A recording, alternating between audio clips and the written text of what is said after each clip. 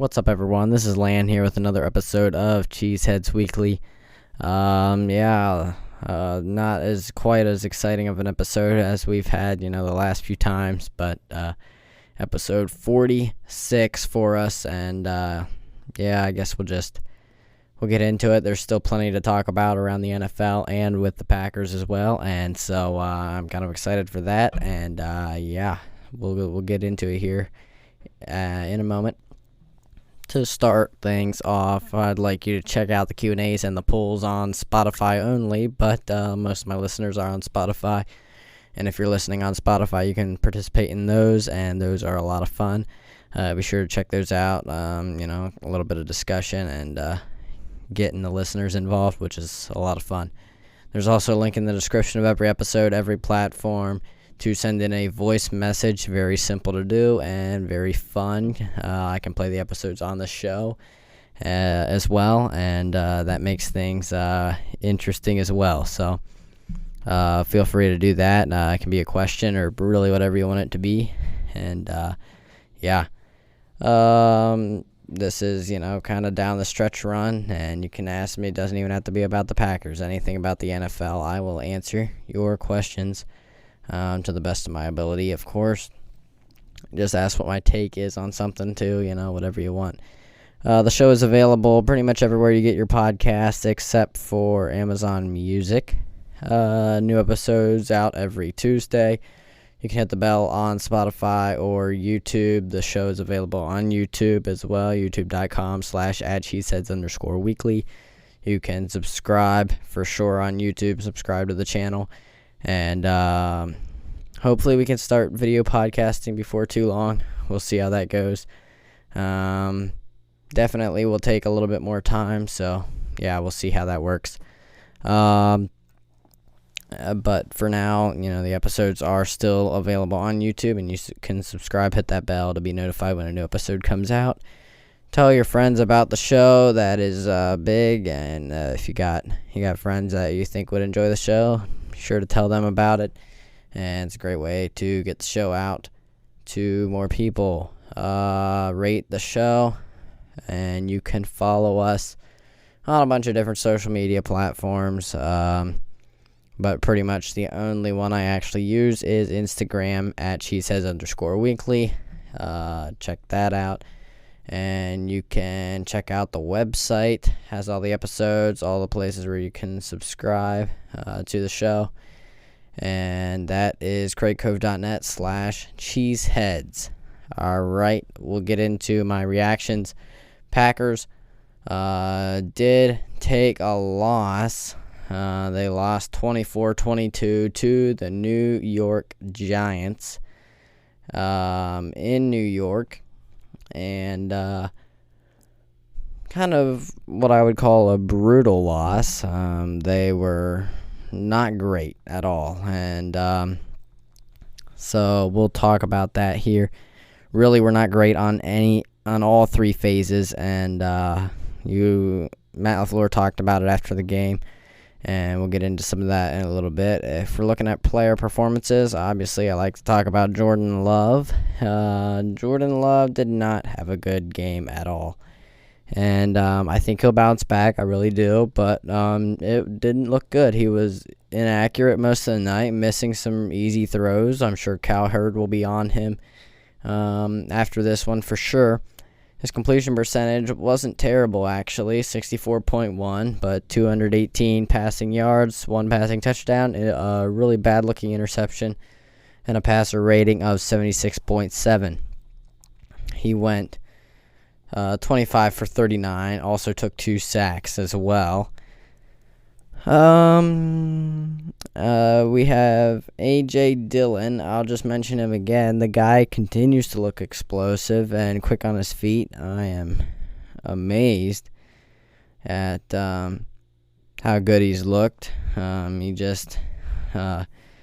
the run game, it was a little bit tough sledding. Patrick Taylor looked better than him in the run game, was ripping off chunk runs, and A.J. Dillon, 2, 3, 4 yards. But he was still getting it done, positive plays, and really Nice game. Had another big reception of 35 yards. He just kind of, a little bit like last time, took it, kind of jumped over a guy, sort of. Just a really nifty little move, and for a guy with legs of that size, and just took off. Showed a little bit of speed, burst during the side, down the sideline, and you don't want to be in his way when he's got a head of steam, man, because he is big, and I think at least one or two Giants got to feel that. He just banged right into one and gained another extra 2 yards or so before being brought down. So, yeah, AJ's a beast, man, and I'd say keep getting the ball in space in the passing game because he's doing some good things with it. Only 2 receptions. He actually had 2 receptions for 25 yards because one reception was a really bad failed screen pass. He fell down coming out of the backfield, and then Love still tried to throw it to him as he was under pressure, and AJ was swarmed, lost 10 yards on the play. So that was not a great one. We also got Tucker Kraft in here. Really nice day from him. 4 for 64, had a big explosive 43-yarder to set up their comeback opportunity. They were down by 8? They went down and got a field goal. I believe they got a clutch field goal by Anders Carlson from 48 yards out after he had missed a 45-yarder earlier. And then I believe it was the next drive, a big-time fumble recovery. Or maybe that was to set up the field goal. I honestly don't remember, and I feel like I should be remembering this. But I'll check here in a minute once it comes back up. So we had so that fumble, Green Bay fumble. There we go. Fumble, yep, and after the field goal, then a Saquon Barkley fumble, big time return by Valentine. They go 9 plays, 36 yards, able to grind out the touchdown. And a few incomplete passes. First, did miss to Malik Heath. Malik Heath on 2nd and goal. The throw went to him. He caught the pass, but just wasn't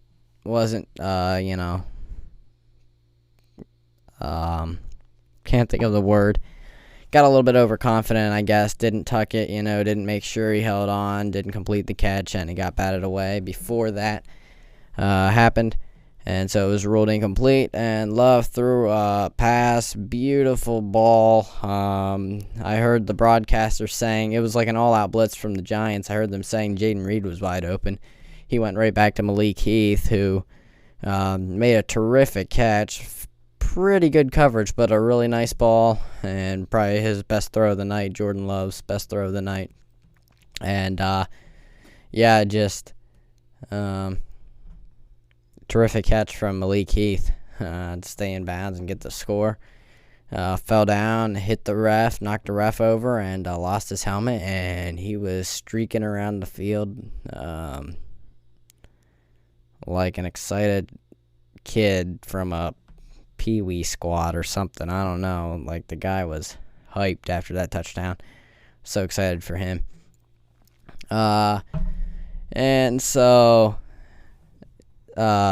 Malik Heath, I did do some bold predictions for once.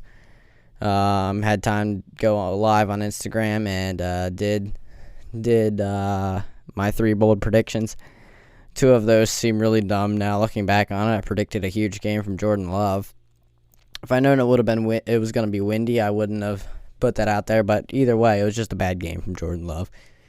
Can't blame that on the wind. And I think especially at the end of the game, the wind pretty much died down, and there wasn't much of it left to to hinder the throws. And I mean, Tommy DeVito was out there slinging it just fine. So, yeah.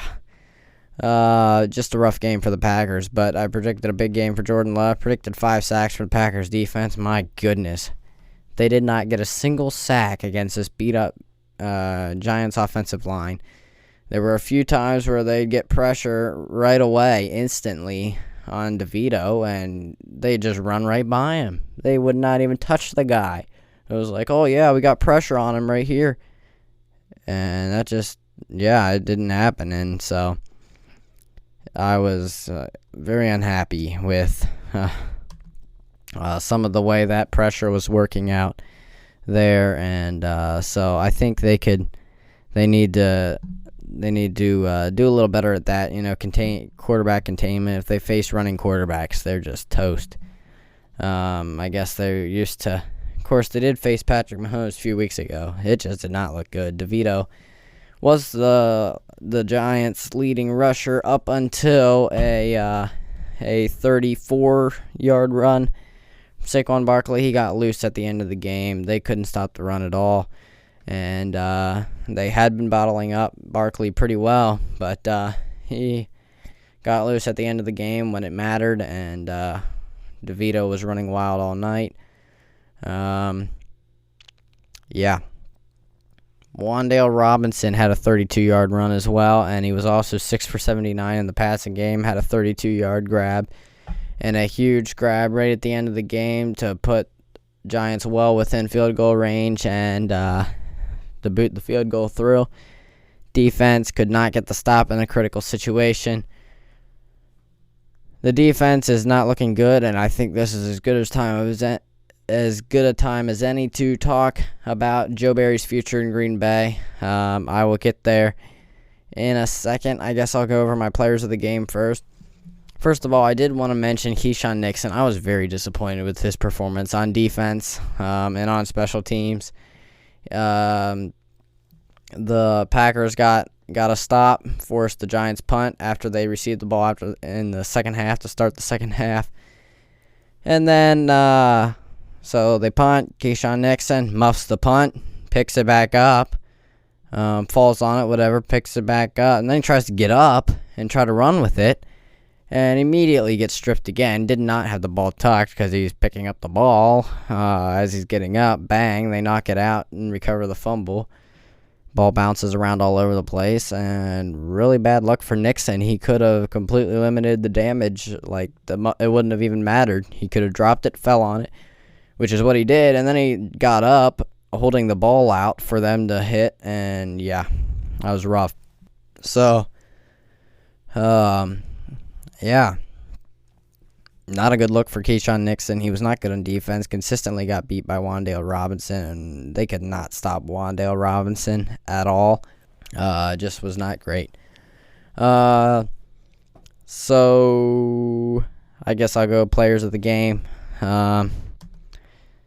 We have number 1 here. I'm going to go with, let me see. This is actually really hard. There's not very many players of the game. Number 1 is Tucker Kraft, though. Big play near the end of the game. I forget. It was not on their touchdown drive. Maybe to set up that field goal, I think. 43-yard. He caught the ball in traffic and then somehow stayed on his feet, absorbing the contact, staying on his feet. And, yeah, just kept on rumbling down the field. He looks really good, and he didn't have that little stumble that you see Luke Musgrave do so often after he catches a nice pass down the field. Kind of stumbles. Nope, he kept his balance and kept right on rolling, and it was really good. Really nice play by Tucker Kraft, and it sounds like, they have a little bit of a jack of all trades there. He was catching a few passes, caught 4 of them, and he looked really good all night. And also, he's really improved as a blocker, too. I'm really excited for Tucker Kraft, and he's improved immensely since the beginning of the year. Really stepped up since Musgrave got hurt. Number 2, I'm going to go with Samori Toure. I did not talk about him yet, and on the box score, doesn't look great. 2 for 22. But I thought he was gaining separation. I believe Love missed him twice in the end zone for what would have been a deep touchdown. Could have had him. One, he was under pressure, so I don't read into that one too much there.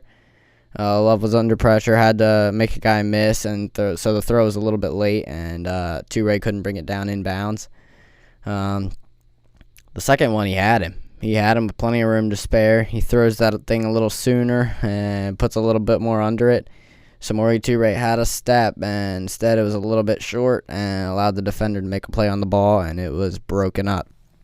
So Reid could have had a bigger game. I thought he was creating separation from what I could see. I can't watch every player, at every time. I can't watch all the film, whatever. But from what I saw just by watching the game, Reid looked pretty good. Number 3 on offense. We are going to go with... There's a few players I could go with, but I'm going to go with Patrick Taylor. I thought he was running really well. He was also 2 for 22 in the passing game. Had a 16-yard catch. Reid did as well. And, really nice game. Patrick Taylor pretty much made the most of all his opportunities. Averaged 7.5 a carry, was 4 for 30 in the run game. Had a long of 14 yards. He looked pretty good for a guy that's not really known for his athleticism and dynamic running ability. Darnell Savage, I think, was pretty solid out there on defense. Him and Isaiah McDuffie, I'll put them up there. They were tied for the lead in total tackles. And Darnell Savage, I saw him making a few tackles. Some of them are clean-up tackles, but, that's kind of what you got to do. And from what I saw, his tackling was sound. He was in there making a few big plays. Isaiah McDuffie was, too, making plays in the backfield. He was impactful in the run game, at least early on in the game. And I guess I will go with Kenny Clark. Darnell Savage, Isaiah McDuffie, Kenny Clark. He probably should be number 1. Only 3 total tackles, 3 solo tackles, but 2 tackles for loss. He was impactful again. He had pressures on the quarterback. Just couldn't finish any with sacks, but he was making some plays out there, and just pushing guys around, and kind of doing Kenny Clark stuff, quietly getting it done without lighting up the stat sheet. Okay. Let's talk about Joe Barry and, just Matt LaFleur. So I've thought, I thought at the end of last season they should have got rid of Joe Barry. They, ended the season on a high note defensively, but, you could tell that their defense still wasn't dominant. They weren't the defense that we wanted them to be even. Especially in that last game against the Lions kind of showed. And so I was like, we got to get rid of this guy. Matt LaFleur was like, no, we're going to bring him back. And so I was like, oh, all right, whatever. I'll roll with it. And I don't want him to be here. I don't think he should be here. I don't think that's the right move. But you know what? We can deal with it. And it's Jordan Love's first year, whatever. They're not going to be good anyway. And I'll just kind of go with it and not just blast Joe Barry all the time and go crazy, because you know what, he's gonna be here for this year. That's just kind of the way it is, the way it's gonna be. So we'll just roll with that. But it turns out that Joe Barry is not the answer yet again. We saw in this game, especially that last drive, they completely just fell apart defensively. And just some mistakes, scheme-wise. Now, Matt LaFleur, an interesting press conference here from Matt LaFleur. I believe it was, it's on the Green Bay Packers channel. Okay, yeah, just a little bit ago, not too long ago. So today, Tuesday, press conference, Matt LaFleur. So he got asked the question, what did you think of the defense? What did you want to see them do better, on that final drive? He's like, well, would have been nice if we could have stopped them. And he went on to say just a few things. And then stop, short pause, and then a reporter asks, well, actually, no. He was asked that, and he mentioned that it would be nice to stop, and then he kind of went in. He did give him a little bit of detail, went into it. Said first 2 plays, check downs, no big deal. Then the next play, they called man coverage. He said Joe. He said his name. He's like, yeah, Joe called man coverage, and you can watch it yourself because it's too bad you can't just play these videos on the show, but because it was really interesting, you have to watch it for yourself. I can post a link in the description. And just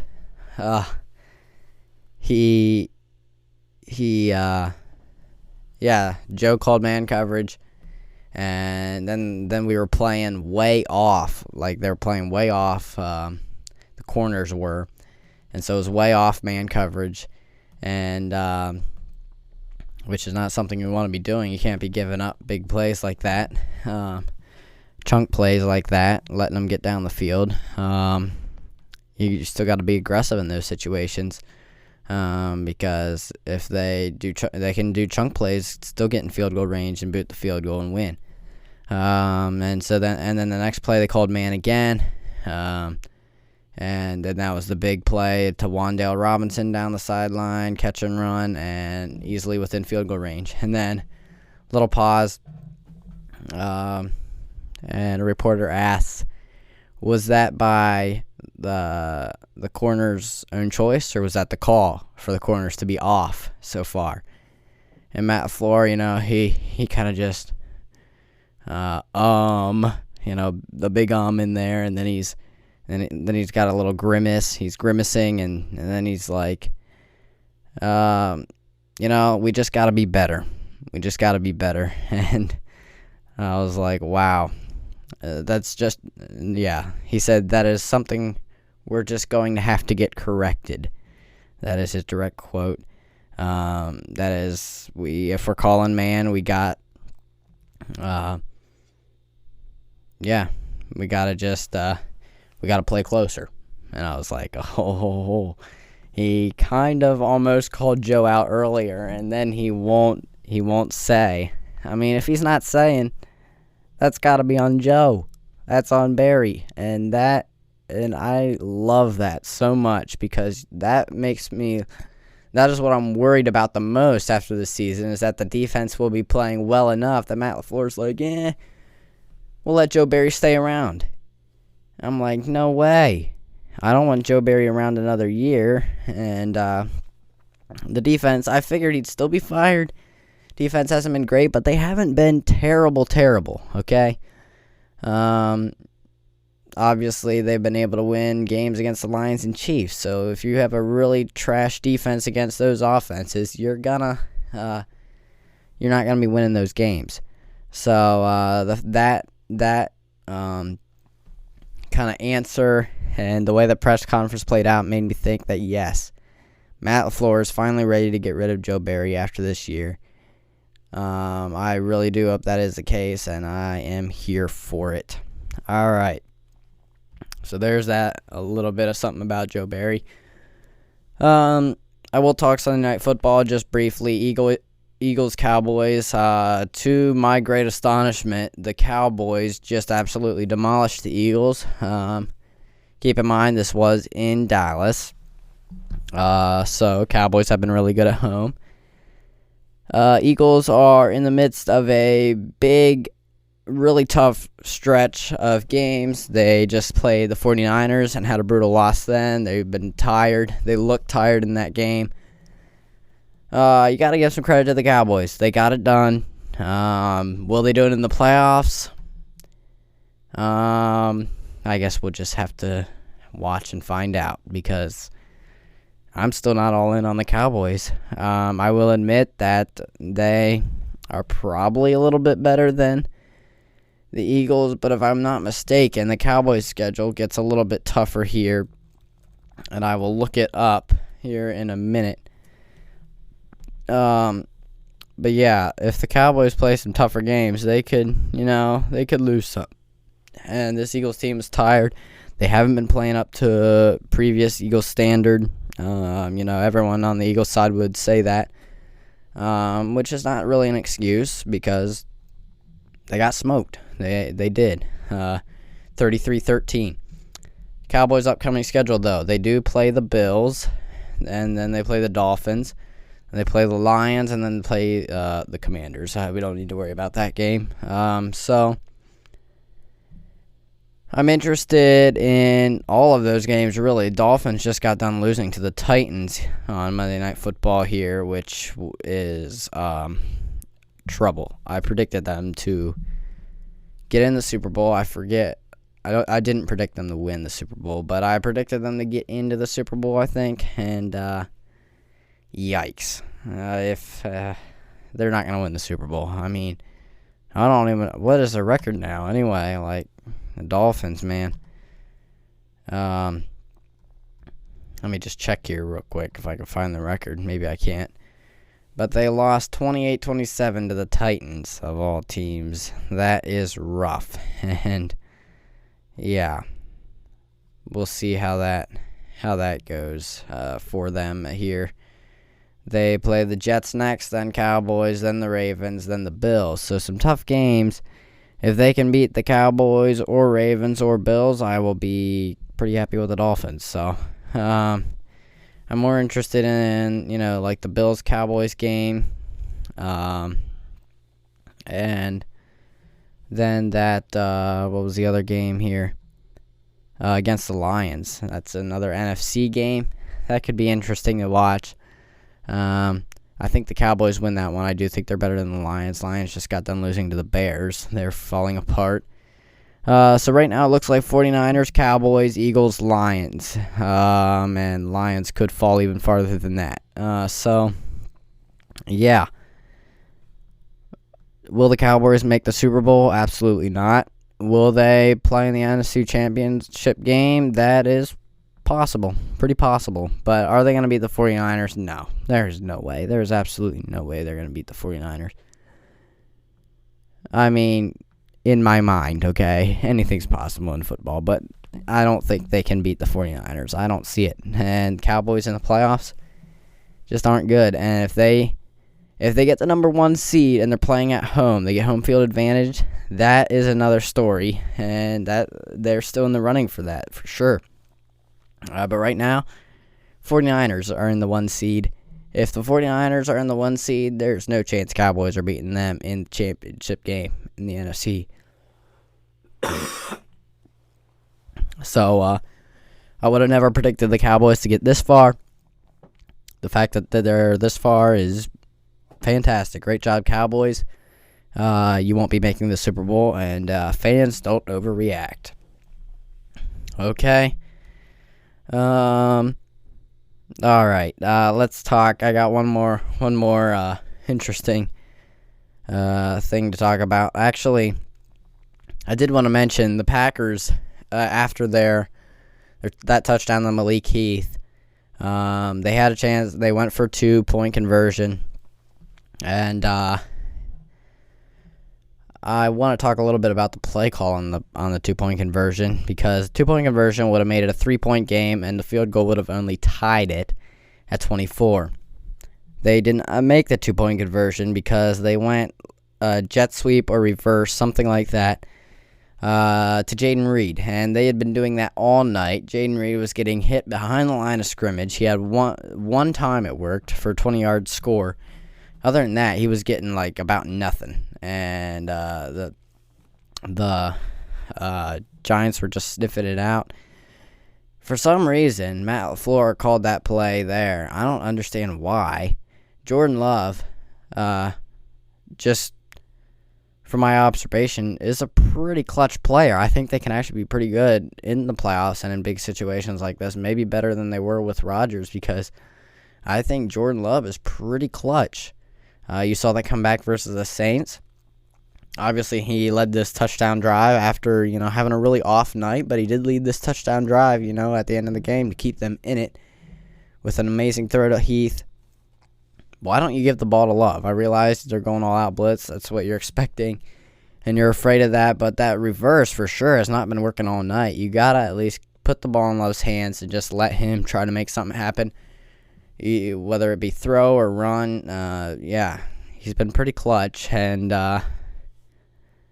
I don't quite understand that play call, especially since it hadn't been working too much on the night. But that was a little bit of a side note. Should have talked about that earlier. Patrick Mahomes, the Patrick Mahomes meltdown. Kadarius Toney was called offsides on a fantastic play where Kelce caught a pass, chucked it over across the field on a lateral to Kadarius Toney, who walked in for a touchdown, potentially game-winning touchdown. And Patrick Mahomes was screaming at the refs, cursing at the refs, slamming his helmet, and just had to be held back by teammates. Complete meltdown like I've never seen for Patrick Mahomes. I've never seen him get very heated at all. I mean, I'm sure he talks trash a little bit, getting in guys' faces like everyone does. But man, oh man, he completely lost it. And so I wanted to talk about this a little bit. Mahomes, let's just talk about the play first. All right, we'll get to that. So the play, fantastic play. Here's the deal. To be completely fair, the game was not over after, even if they made that touchdown. There was still, I believe, a minute 35 or 45 on the clock, or maybe it was 25. Boy, I completely forget now. I was thinking 45 initially. But at the minimum, 1:25 left on the clock. It was 2nd and 10. Bills still had 2 timeouts. So that's still plenty of time for Josh Allen and the Bills to get down and kick a field goal. I mean, obviously you want that touchdown and that kind of end, but it's 2nd and 10. Like, what are we doing? We can, we still have a chance to make a play here. We still have a chance to move the football, get the first down. That play happened on 2nd and 10, so that would have made it 3rd and 15, I believe, because offside and a loss of the down, which is a rough situation to be sure. But the game was not over there, and even if they did score the touchdown, the game was still not over. Wow. Patrick Mahomes went crazy, and the call was not a bad call, and Mahomes and Reid, at least Mahomes admitted it afterwards very grudgingly, but pretty much they both kind of gashed the refs then after the game, saying, it's not great for the NFL. You gotta let people play at the end of the games. What about the Super Bowl? That call against Juju Smith-Schuster on James Bradbury. We talked about that on the show. Patrick Mahomes has gotten pretty much every one of those calls gone his way, and he's just so unhappy. They did have a pass interference call against Valdez-Scantling that was not called.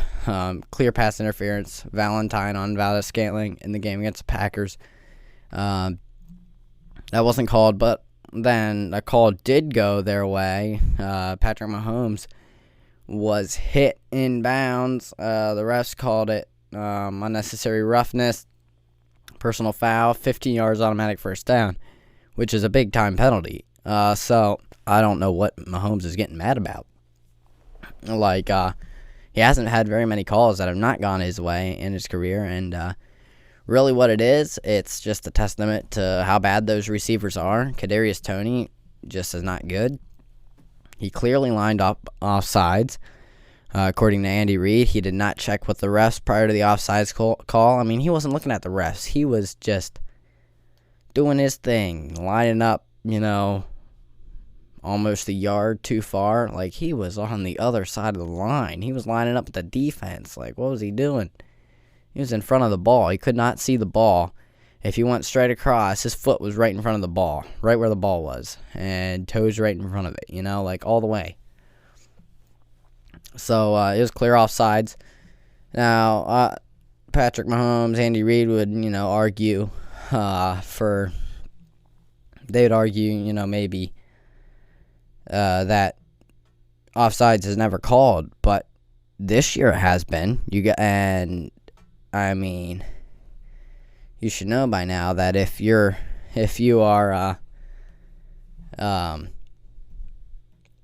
if you're offsides by that much, it's gonna get called, okay? Especially this season with the NFL cracking down on rules. I get people don't like it, but refs have taken a lot of heat this year. This is not on the refs. It is squarely on Mahomes, Patrick Mahomes, and Andy Reid. I was not impressed with his just kind of blaming the refs afterward. I mean, that is really embarrassing. It was just embarrassing for Mahomes and Reid, two guys who I can consider to be, class acts, good football, really good QB coach pairing, and great guys for the NFL. But wow, did things go offsides on that one?